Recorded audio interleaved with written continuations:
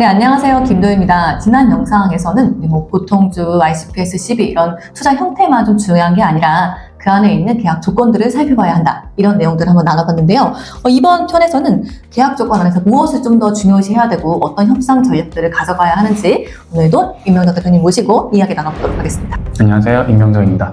오늘 제가 지난 편에 이어서 지금 이번 편에서 얘기하고 싶었던 거는 이제 협상 전략을 저는 얘기를 하고 싶어요. 이게 되게 어떻게 보면 되게 마이너한 부분이거든요. 그 대표님들께서는 CB 싫어, ICPS가 좋아, 보통주 좋아. 저는 이런 논리를 왜 하는지 모르겠어요. 왜냐면은 이게 그 투자자들에 대한 권리를 줄인다는 거는 사실 투자자들 입장에서는 선관의무가 있어요. 고객들이 갖고 있는 투자금에 대해서 어떤 역할을 정확하게 해야 되느냐에 대한 기본적인 업무가 있기 때문에 그걸 또 너무 나이브하게 할 수도 없는 거예요. 그러니까 결국엔 상대방의 입장을 확인하고 또 투자자는 발행기업의 입장을 확인하고 그 접점을 해야 되는데 저는 이제 그 조건들에 대해서 좀 이야기를 어떤 걸 지키고 어떤 거를 좀 하면 좋겠냐는 거를 답은 아니에요. 근데 제 경험적으로 좀 한번 말씀 좀 드리겠습니다. 네, 근데 사실 대표님들이 우리 회사가 진짜 좀 성장할 것 같은 확신이 있을 때는 무조건 좀 방어적으로만 협상할 필요도 없지 않나요? 네, 저도 그런 것 같고요. 사실 그게 당연히 맞는 것 같아요. 저는 제 개인적인 생각은 하나 말씀을 드린다고 하면은 투자자들이 결국에는 좀 더 상환에 대한 권리를 더 좋고 높이려고 했었던 거는 심플해요. 기업이 만약에 벤처 기업이라는 게 만약 망했을 때 먼저 제가 알기로는 이제 임금에 대한 것이 먼저 첫 번째는 처분이 되고 두 번째는 은행권 대출이나 이런 기본적인 대출이 상환이 되고 그 다음에 전환사채나 기타 등등에 대해서 상환이 되고 그 다음 보통주, 우선주 이런 식으로 갈 것 같아요. 그러다 보니까 어떻게 보면은 이제 투자자들의 입장에서는 상환에 대한 구속력을 되게 높이려고 하는 것 같은데 저는 이렇게 생각을 해요.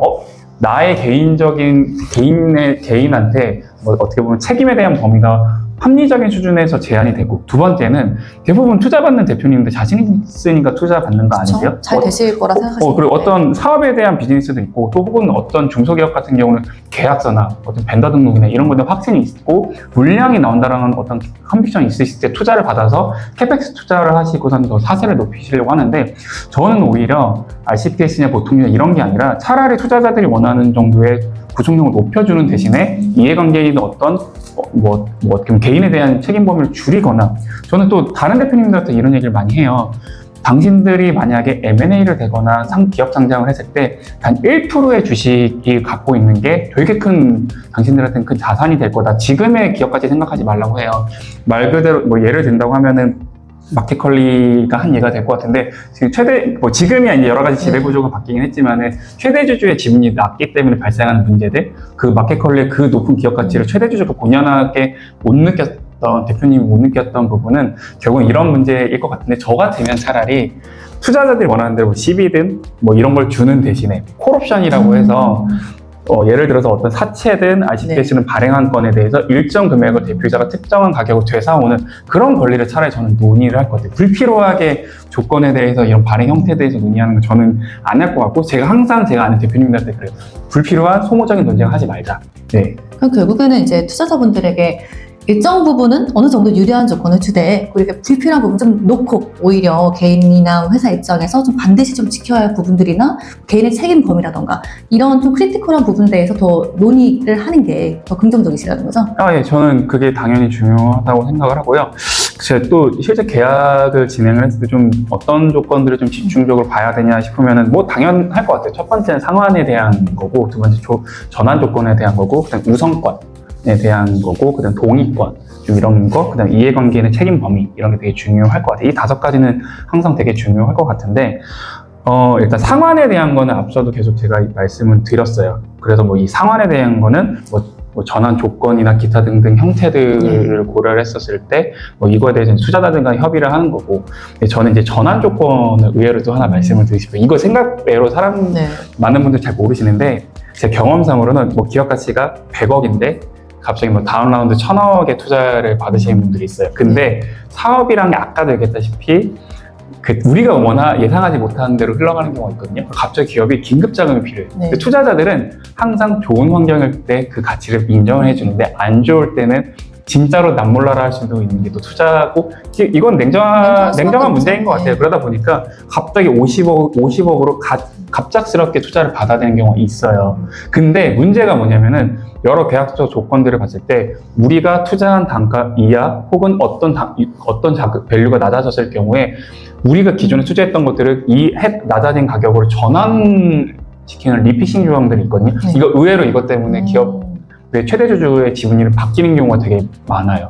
물론 이거를 모두가 의도하진 않았겠지만 의도치 않은 리스크 때문에 어떻게 보면 회사의 지배구조 갑자기 리스크가 발생을 할 수도 있고, 우선권 같은 경우는 사실 뭐 그런 것 같아요. 그냥 회사에 대한 자산이 나중에 파산이 혹시나 됐을 때 그거에 대해서 우선권, 이거는 뭐 어떻게 보면 계약서에서 세부적으로 좀 각자들 체크해야 될 부분이고, 네 번째는 동의권. 제가 하나 말씀을 드리고 싶은데, 이 동의권이 이게 우리가 어떻게 보면은 이게 VC 초기 단계에서 했었을 때의 동의권과 그 다음에 다음 라운드 진행했을 때 동의권이 왜 중요하냐면은 우리가 생각하는 투자의 단위가 달라요. 초기일 때는 뭐 5억, 10억에 대한 단위가 중요하겠는데 기업이 커지게 되면 또 50억, 100억에 대해서 되게 다르거든요. 그때 의사결정이 매 순간 달라질 수도 있는데 이 동의권 때문에 또 계약 위반이 또 발생할 수가 있어요. 그래서 그 투자를 하거나 뭔가를 했었을 때도 뭐 단순 금액 그런 게 아니라 뭐 퍼센트지 뭐 이런 것도 사실 논의를 충분히 할 수 있을 것 같고, 가장 중요한 건 이해관계의 책임 범위일 것 같아요. 제가 조금 이 부분에 길게 하나 말씀을 드리면은 이것도 되게 애매해요. 왜냐면은 뭐 이건 벤처 창업단도 사실 문제도 있고 중소기업 분들도 있는데, 사실 뭐 중소기업 분들 위주로 말씀을 드릴게요. 지방에서 어떤 기업체들을 봤을 때 온갖 친인척 분들은 막 회사에다 취업을 시키던 분들이 있는데, 사실 그분들이 어떻게 보면 투자금에 대한 그 무게감을 이해하시기에는 은행 대출만 하셨고 내 회사로서 운영하셨기 때문에 조금 그 마인드 변화가 좀 쉽지가 않은 경우가 있어요. 근데 문제가 뭐냐면은 그분들이 월급을 받는 순간부터 이해관계에서의 자유롭지가 않을 거예요. 그리고 두 번째가 내가 어떻게 보면 회사에서 열심히 일도 안 하는데 여태까지 편법처럼 운영을 했었던 게 그게 결국에는 발목을 잡힐 수가 또 있어요. 그리고 월급을 받는 순간에 투자자들은 그 사람들의 이해관계를 설정할 수가 있어요. 그럼 이거는 사실 재발 찍기나 마찬가지거든요. 그래서 저는 이해관계인에 대한 책임 범위야. 또 어떻게 보면은 그 대상에 대해서 좀 책 잡히지 않은 행동을 좀 해야 되는 게 맞다라고 좀 저는 생각을 하고 있습니다. 그럼 결국에 투자 계약을 볼 때 뭐 상환권의 조건, 전환 조건, 우선권, 동의권, 그리고 이해관계인 책임 범위를 보는데 특히나 좀 이해관계인 책임 범위를 크리티컬하게 잘 살펴보셔야 된다. 이런 말씀이실까요? 네, 근데 여기서 또 하나 말씀을 드린 건 되게 명료하게 답을 못 내려서 죄송해요. 왜냐면은 이게 그 접점에 있는 문제인데, 저는 투자자들한테 오히려 자신감 있게 횡령, 배임, 뭐 중대한 진짜 법적인 상법에 대한 위반이 있을 경우에는 내가 개인적으로 책임을 진다 자신 있게 보여드리고, 사실 그게 아닌 부분에 대해서 책임 범위를 명백하게 제한을 하는 게 되게 중요할 것 같고, 제가 요거를 끝내기 전에 하나 말씀을 드리면은 항상 얘기했다시피 전 중소기업분들한테 이렇게 얘기를 해요. 사업하다 실패할 수도 있다.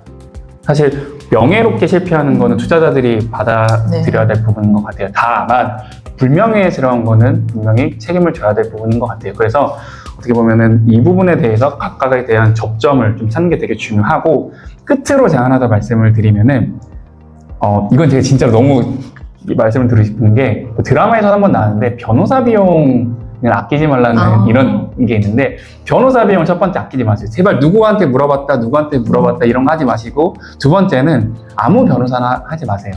자본시장이나 어떤 이런 투자에 관련된 거를 경험이 많은, 그리고 실제 현업 출신이면 더 좋은데 그런 변호사한테 좀 확인하는 게 좋은 게, 왜냐면 제가 항상 분쟁이 발생한 기업들을 대놓고 보고 그 기업들을 되짚어 보면은 이러한 메커니즘을 이해도 못 하시는 분들이 특정 조항만 보고선 계약을 쓰다가, 뭐 투자자들 입장에서는 좋아요. 뭐 회사 대표이사를 압박하시는 게 되니까. 근데 반대로 얘기하면은 굳이 책임을 지지 않아도 되는데도 불구하고 대표님들이 처벌을 받는 경우가 있고, 그거는 최근에도 발생했던 RCPS에 대한 개인 책임에 대해서도 저는 이거는 사실 걸러냈을 수도 있었던 문제다라고 좀 저는 생각을 합니다. 그렇기 때문에 아까도 얘기했다시피 두리뭉실하게 얘기하는 게 좀 답답할 수는 있겠지만 그 접점을 서로 찾는 거, 그 다음에 어떤 걸 내주고 어떤 건 받고 이런 것 좀 되게 중요하고, 두 번째는 그 관련된 전문 변호사나 혹은 이런 업을 되게 많이 했던 투자자들한테 좀 컨설팅을 받아가면서 정확하게 짚는 게 되게 중요할 것 같습니다. 평소에 이런 투자 계약 관련된 내용들 많이 이렇게 현업에서 느끼셨던 것들 풀어주셨는데 또 이렇게 영상으로 전달드리니까 우리 시청자분들에게 정말 큰 도움이 되지 않으셨을까라는 생각을 합니다. 이번 편은 어떻게 보면 저만 좀 제가 너무 이제 많이 잡아먹은 것 같은데, 근데 제가 경험상으로 안타까워했던 부분들을 항상 얘기를 하고 싶었고, 두 번째가 사실 지금 여기서 말 못한 되게 많은 이야기들이 있어요. 근데 비하인드.